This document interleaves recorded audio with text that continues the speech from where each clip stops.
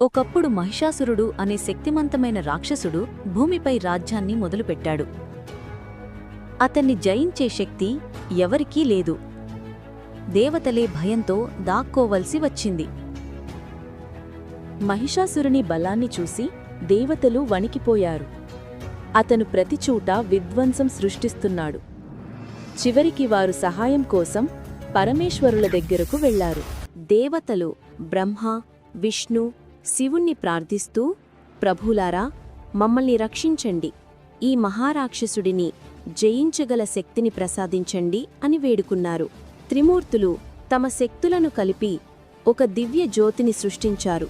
ఆ దివ్య జ్యోతిలో నుండి శక్తి స్వరూపిణి దుర్గాదేవి అవతరించారు. సింహంపై ఆరూఢమై 10 చేతులతో ఆయుధాలను ధరించి రాక్షస సంహారానికి సిద్ధమయ్యారు. మహిషాసురుడు మొదట ఎద్దురూపం తీసుకొని భీకరంగా దాడి చేశాడు.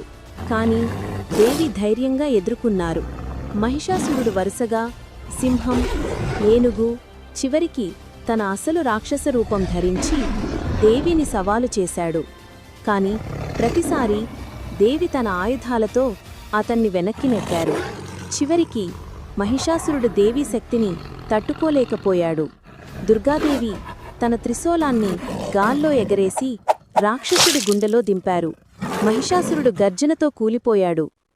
మహిషాసురుడు నశించగా దేవి విజయ తీరాలపై నిలిచారు. దేవతలు పుష్పవర్షం కురిపించారు. విశ్వం సంతోషించింది.